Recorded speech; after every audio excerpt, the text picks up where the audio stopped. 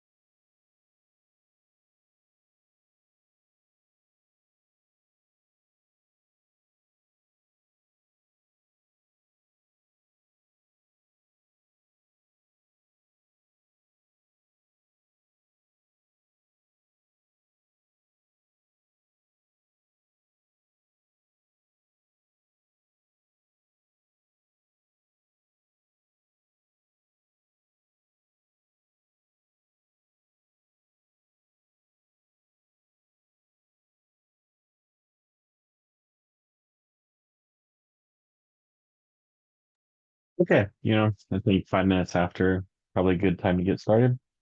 So, hey everyone, Robert here, one of the developers working on NeuralSeek with the team. Wanted to go over some new highlights from this past month. So, we're all familiar with NeuralSeek as an orchestration tool. We see, I'm not speaking Spanish. Good old Zoom. So we dropped in a few new features around Maestro, governance, multi-agent, and LLMs. So I guess I'll get started sharing my screen.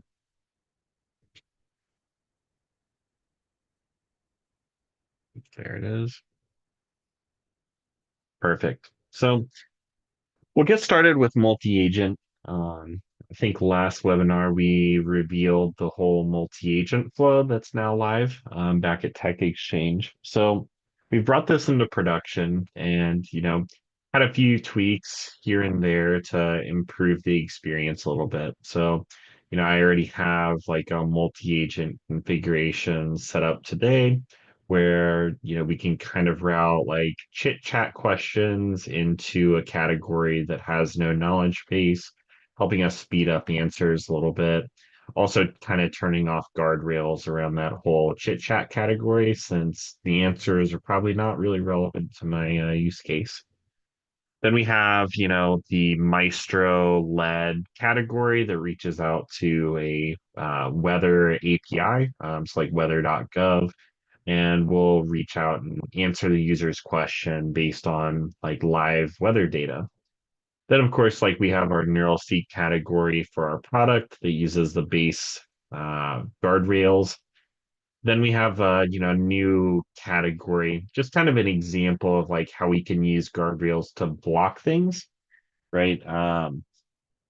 Natural language descriptions, we can use any kind of wording to block answers. So, right, like, I have a category about politics, and, maybe our chatbot doesn't want to talk about politics at all in any capacity.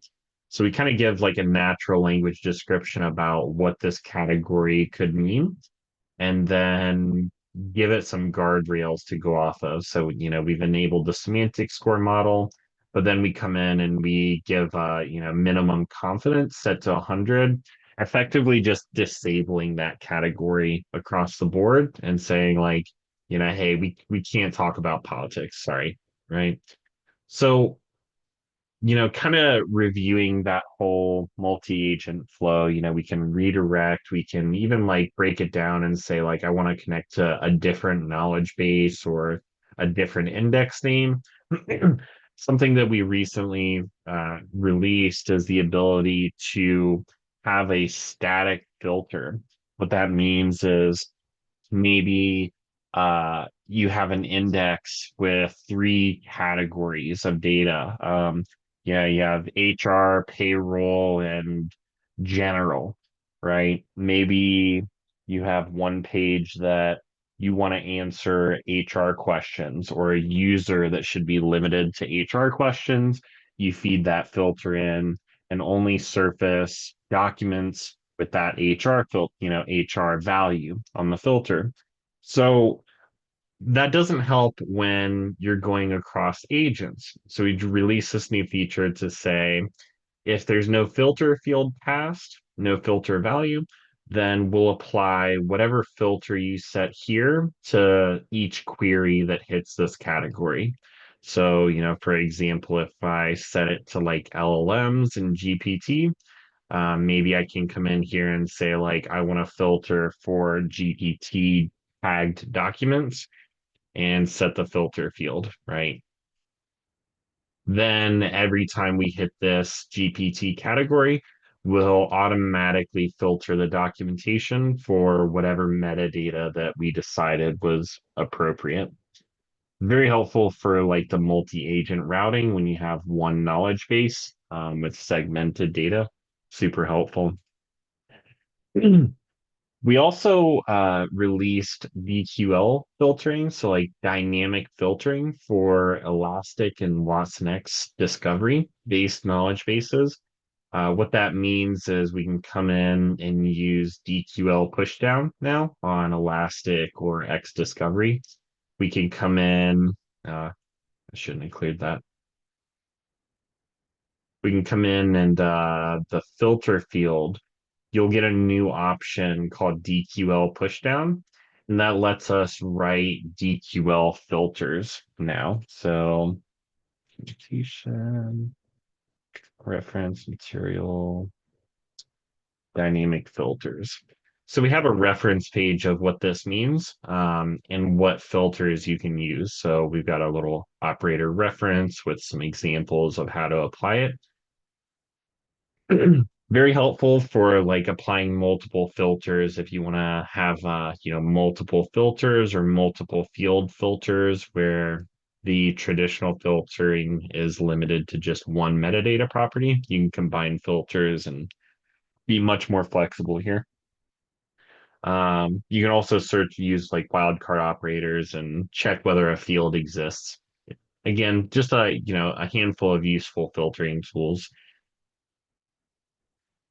So, changing gears a little bit, one of the other new things is under the governance tab, we can see the compared cost of your selected models across all other models that we have capability and cost data for. So, ranked by capability, creativity and instruction following, we can kind of see other models in the same class as the models you've selected, along with the cost. So, like from this model, if I went to GPT 4.0, it would save me a little bit of money, or GPT 4.0 mini would be a little bit more expensive, right? Um, GPT 4.0 here, every other model is cheaper here, right? So it's a little bit helpful to review and see like different costs across the board. And, if I take one step down in quality a little bit, maybe this is a lot cheaper or a lot more expensive going up and down. Over in Maestro, we've got a handful of new things. So we've got a document cleanser. So when we do, web crawls and stuff, right? We have the website data tool. We can allow you to either disable or add extra CSS elements to filter for. So like think, alert, warning, modals.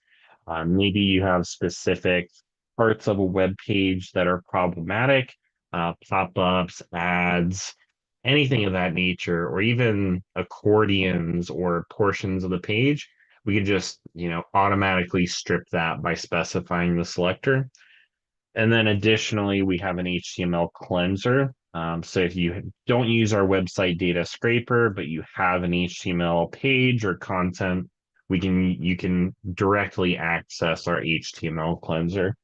Very helpful. We also have under that same, modified data, we've got a few toolboxes now too. So not only can we clean HTML, but you can also clean SQL data from like dynamic LLM generation. We see a lot of use cases that dynamically generate SQL using an LLM and data. We're able to come in and reformat the SQL, only allow select statements, and kind of tell you what the database type is so we can block invalid SQL. Super helpful.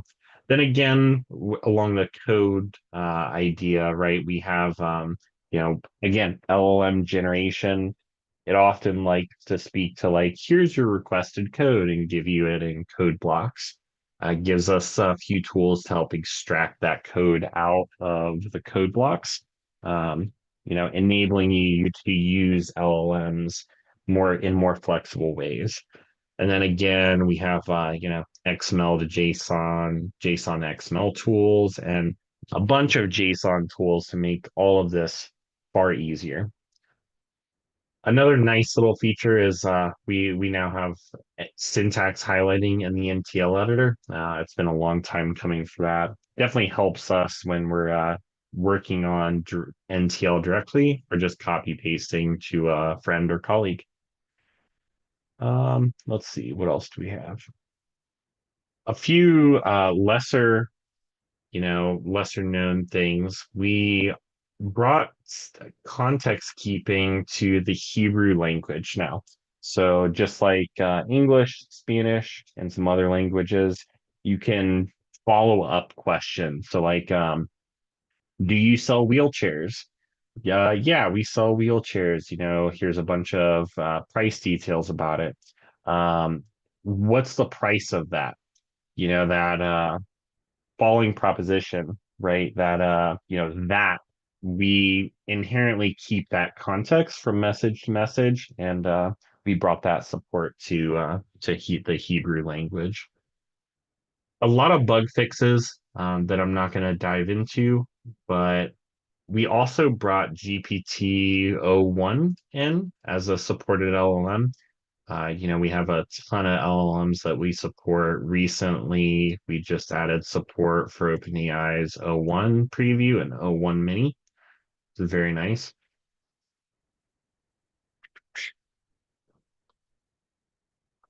For the most part, I think that is everything I have to highlight here. Yeah. So how about questions? I see a lot of heads in here. Does anybody have any questions we want to talk about or dive into?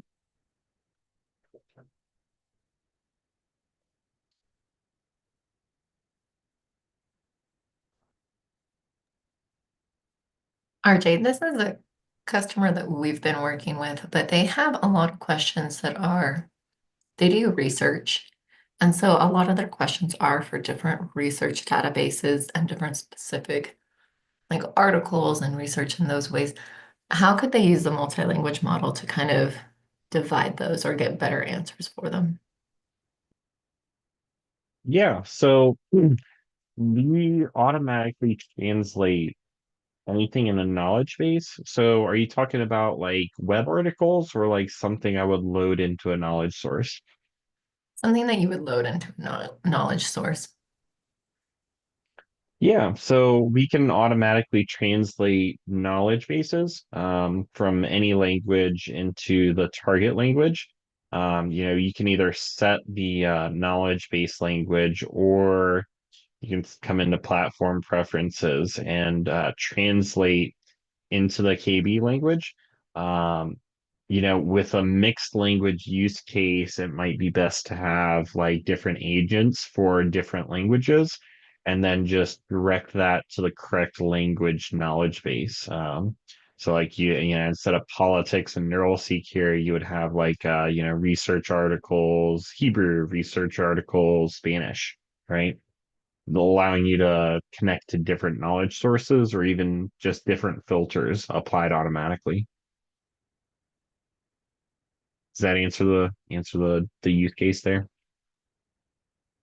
Not exactly. The use case is more of would we want to separate those documents? So, for example, if there's a document that's specific to research on food and dietitian, would we want to pre-separate those in the large language model?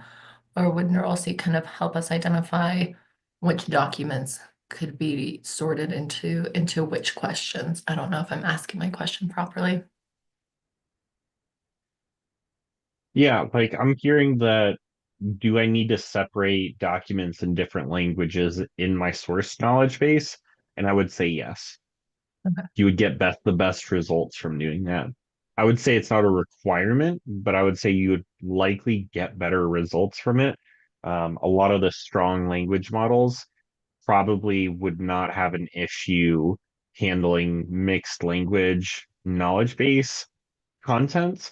But the fact is, when you search, what is, the details on research article 145B, right? When we do the natural language query, it's not going to find other language documents without the cross KB translation. So, Yes, for best results, you'd want to separate them out into different knowledge bases and then set the knowledge base language differently for each section so that the translation can happen automatically. Okay. Thank you.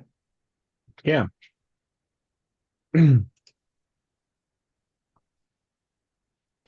Yeah, Jordan, great question. So the load tab is really a helper tool. So, some knowledge bases give you a drag and drop, uploader for your local documents, and some knowledge bases do not, right? So, in the event that they do not, or you want to do complex data handling, you want to build your own pipeline for ingestion, maybe I have 150-page documents that I want to split down to vectorize and load into my knowledge base.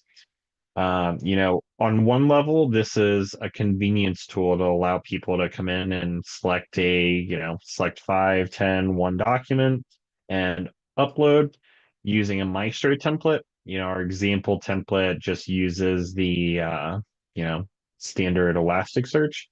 Um, Basically, what that looks like, classic search loader. We'll check and make sure the index is created, index name NeuralSeek.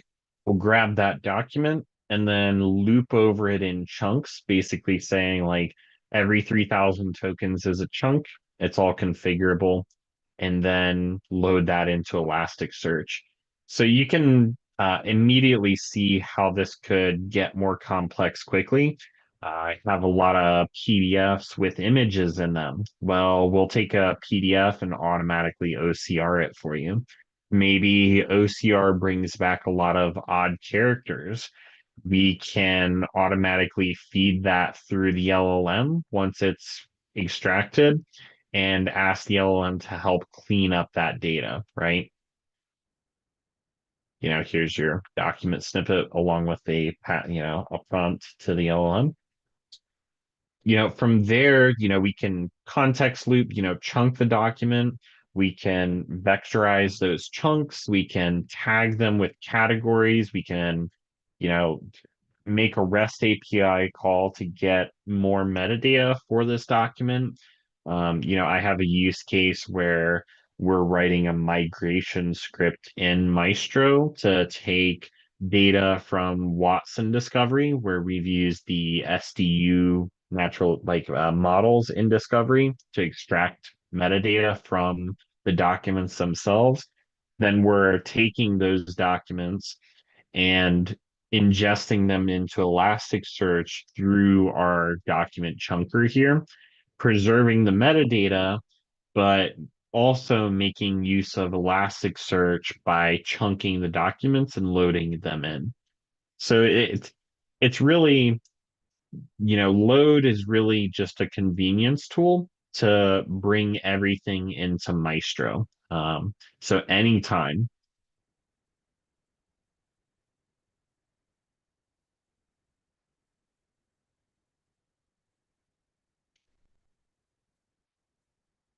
I guess, one follow-up to that would be, also perfectly valid to bring your own KD pre-crawled with documents. The load tab is really just a convenience tool to help you build pipelines to ingest and process your documents. So if you already have a KD, you probably don't need it, right? Any other questions? Topics we want to discuss? I know that it's an older tab feature, but would you go back to the extract tab for me? Yeah. Well, the memories.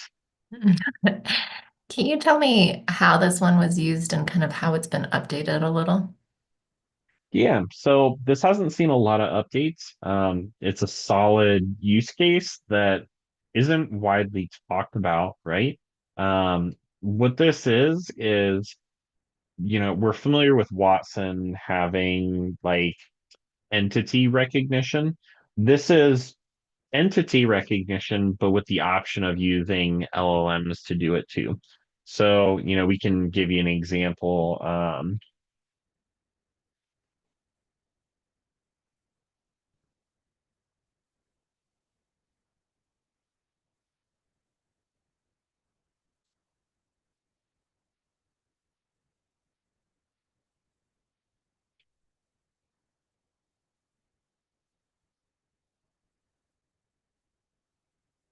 Okay, right. So, there's a bunch of system entities in here.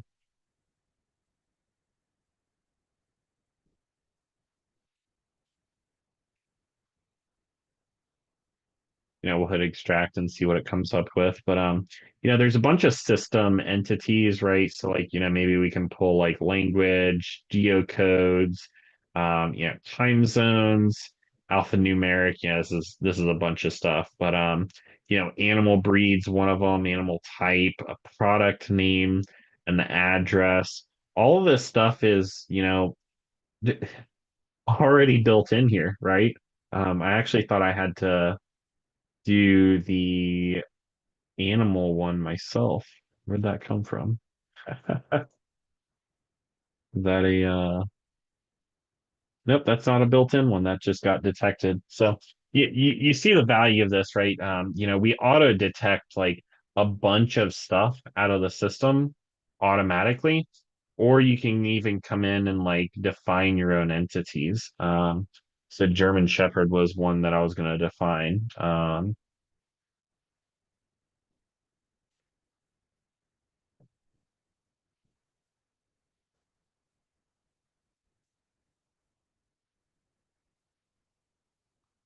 Let's see if it gets NeuralSeek and Maestro. Yep. So, we recognize Maestro as an organization. NeuralSeek and Maestro, probably because of the capitalization. So you can say, company. And this is where it gets interesting, right? So you can do like regex matching, an array of values, or you can say, um,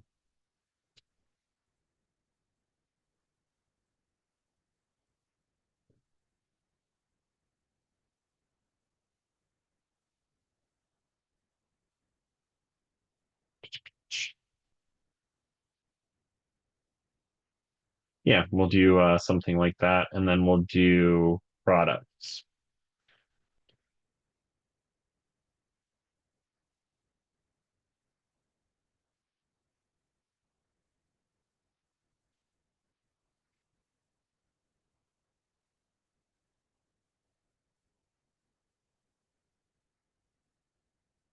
Yeah, we'll do something like that, right?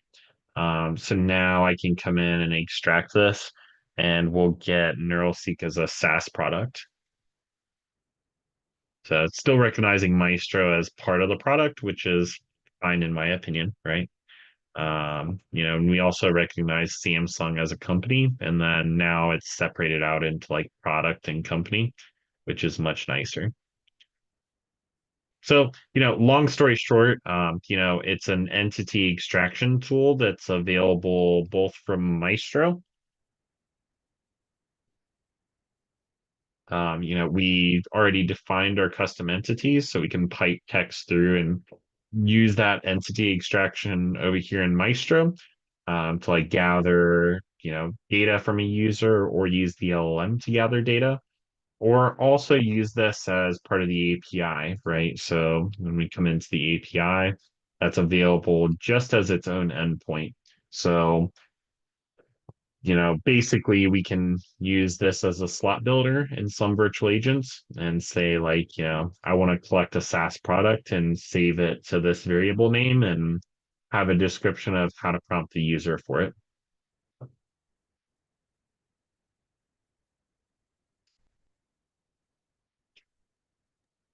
Does Thank you. that does that help? That did Perfect. help. Thank you. I appreciate it.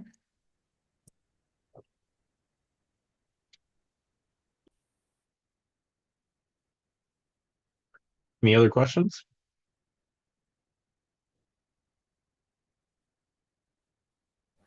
I see there's one in the chat, but I had a question as well for like if I wanted to do like a larger batch testing on maybe two different Maestro configurations, maybe with different models or something. I guess what would be a good path to do that, or is there a good way I could do that and get kind of an output that I could run something to compare results on? Yeah, so batch testing Maestro, you could do this from Maestro itself. Um, we offer a couple, I mean, you can either call the mAIstro endpoint right from the REST API connector. If you point this like right at its own URL, kind of give you an example.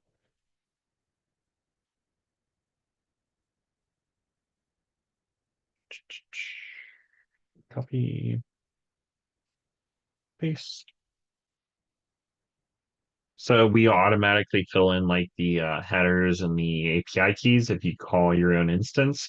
And you can call your own template name and make that API call from within mAIstro and do a series of these. Store them as a CSV, an Excel sheet, right? You can write documents in here.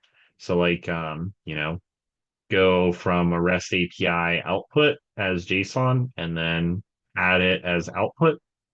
Obviously, this is a staging environment, but you can output that to files, and then also you can call our own API through a little convenience function. So use template sandbox. You can do the same thing with that node. It automatically calls our own templates, and you can pass parameters. So ultimately, you would have to, build a little bit in mAIstro to mass call mAIstro like that, but it's definitely doable. Awesome. Thank you. Then from there, you could store it as JSON or CSV, do a little data transformation, and drop it into like Elasticsearch. You could do that. Run a bunch of mAIstro flows that ultimately index to Elasticsearch as the output, and then Elasticsearch lets you create a dashboard on the data that you've uploaded. That might be one way to do it.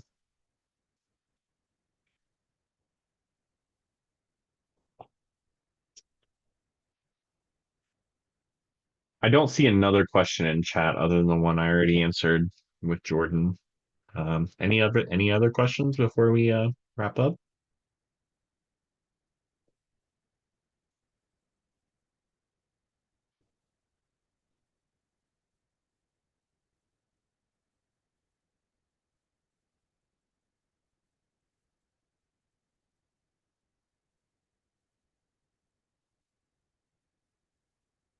Awesome. I call that a success.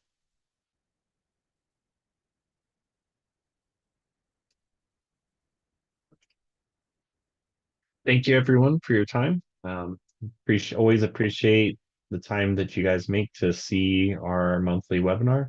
Always happy to present. Um, I think I'm looking to you, Joy, to wrap up here. Yeah, thank you, RJ.